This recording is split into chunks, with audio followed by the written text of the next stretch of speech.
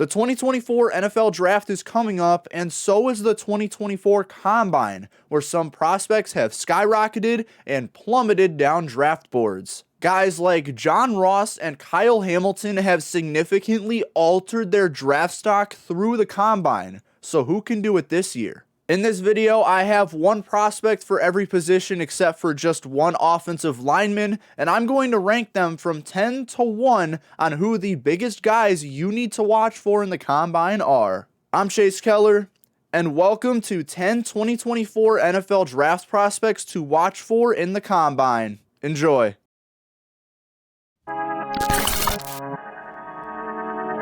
Kicking off this list at number 10 is the linebacker here, who I chose to be Edgerrin Cooper out of Texas A&M, who's already ranked as the number 1 linebacker in this class. He's number 1 in a linebacker class that isn't particularly stacked and probably won't have a first round pick, but I think he could jump his name up there. He's 6'3", 230 pounds, being more lean for a linebacker, but I do think he will be a very nice outside linebacker in a 4-3 scheme. This kid is athletic. He is a violent runner downhill with a speedy and shifty nature, and he can chase down ball carriers very well. But I think he will benefit his stock more in the drills. Sure, he may play a little high, but he can make an impact as both a coverage linebacker and a run defender. He's got a great hip drop and can get to speed very fast, which I think will help him breeze through these drills. He's also got potential to be a lineman versatile in several different schemes,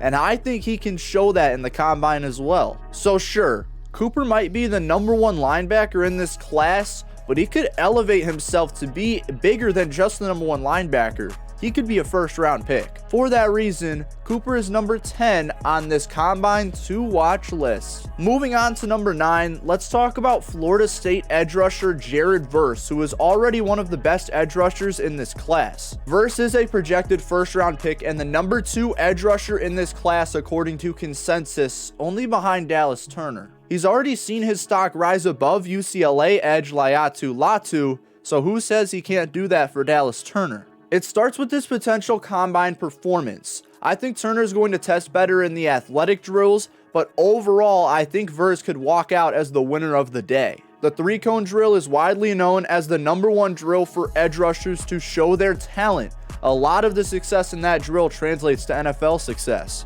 I think Turner might test better in that drill, but Jared Verse isn't too far behind. He is one of the most flexible edge rushers in this class. He's also got a very wide range of pass rush moves and has a more polished pass rush plan when you're comparing him to Turner. So now, Verse needs to find more things to elevate himself over Turner for. If he can rise himself to the number 1 edge rusher in this class, especially given his versatile nature. So at number 9, Jared Verse is on this Combine to watch list. Number 8 is a guy who I have talked about several times on this channel, and that is Maryland safety Bo Brady, the current consensus number 9 safety in this class. He's been one of my favorite safeties for a while now, and a lot of that is relating to traits that he can show NFL scouts at the Combine. First off, he's got the athletic traits. He's very explosive, which could really help his projected 4.45 40 time. Then he's got the physical traits, which I don't think will show too well in the Combine, but I think the cherry on top is going to be the drills.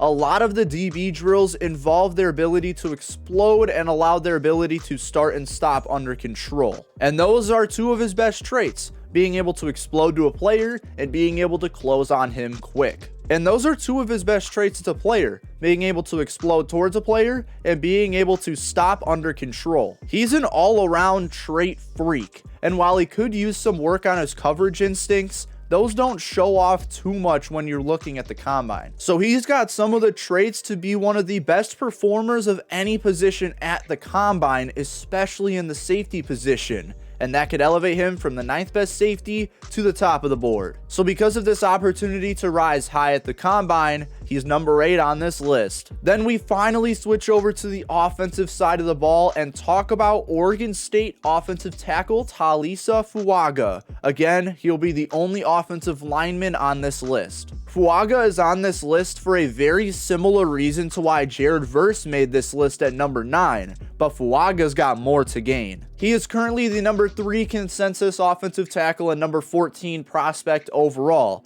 Just 1 month ago, he was the number 5 offensive tackle, and he was about in the mid-20s in terms of all prospects. He was also in danger of dropping to the number 6 offensive tackle prospect, but a great Senior Bowl elevated him up and even more up. I say he has more to gain than Jared Verse because the top 2 offensive tackle prospects are projected to go in the top 10. Fuaga's not that far outside. Fuaga does have some issues in pass protection for sure, but he might be the best pure run blocker in this entire class. He's got elite play strength and he's really good at driving the defender immediately. The one issue for me is that he played right tackle too much. But with his skill set, he probably should stay at right tackle in the NFL. If he can prove his physicality and quick explosiveness off the line at the combine, he will be one of the better right tackles in the entire league. Watch for him in the offensive line drills.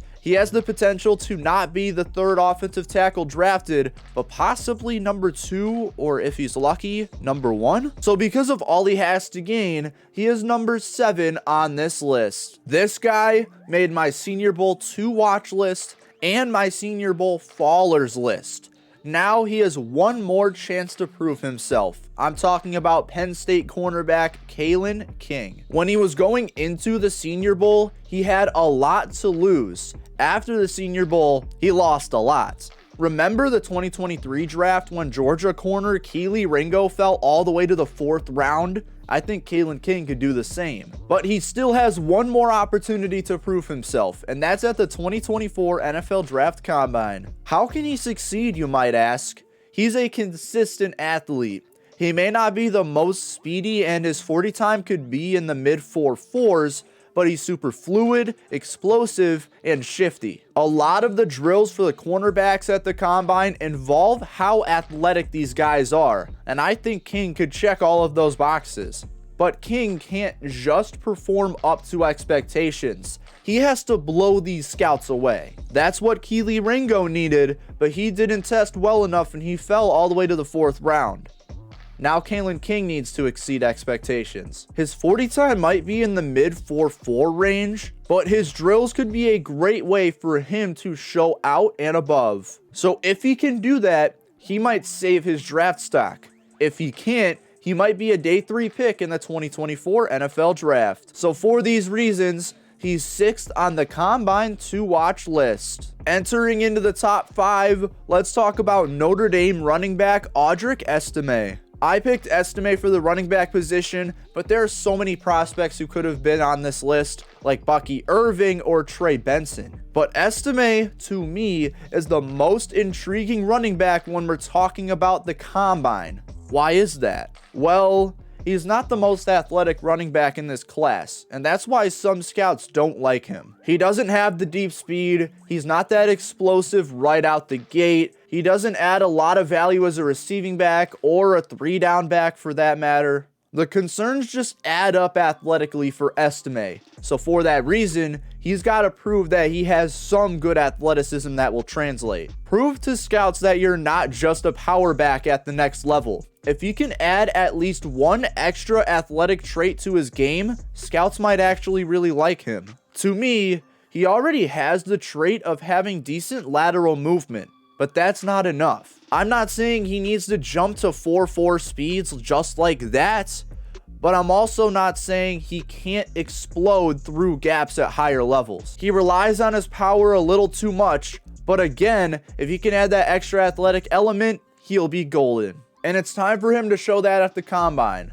For that reason, he's number 5 on this combine to watch list. We have back-to-back Longhorns on this list, and they're kind of interchangeable. I'm going to talk about the offensive one first and go with Texas tight end Ja'Tavion Sanders. Sanders is currently the number 2 tight end according to consensus, way in front of number 3, but way behind the potential generational Brock Bowers. He's currently a projected mid-second round pick, and he's number 48 on the consensus big board, but some people think he could genuinely be way higher than that. Brett Coleman. But there is a difference between analysts completely talking out of their ass and analysts genuinely being right. Is Coleman genuinely right? I think he is, and the combine is going to be a huge tell for how good he actually is. The 6'4", 245-pound tight end is a pure receiving tight end. He's got the route running, he's got the yak ability, but most importantly, he has the athleticism, his speed, his explosiveness, his ability to move laterally, which I kind of already mentioned because of route running. This kid's an athletic monster, and that's why a lot of people like Brock Bowers. But Sanders might be just as athletic, and he's got a prototypical tight end build. So the combine is a huge opportunity for Sanders to rise his stock closer to Brock Bowers. Show off your shiftiness. Show off your route running. Show off that you are the best receiving tight end in this class potentially. Give Sanders that day to work, and he might show scouts that he is worth a higher pick than just a mid-second rounder. Because of all these circumstances for Sanders, he's number 4 on this list. So we have quarterback, wide receiver, and interior defensive line.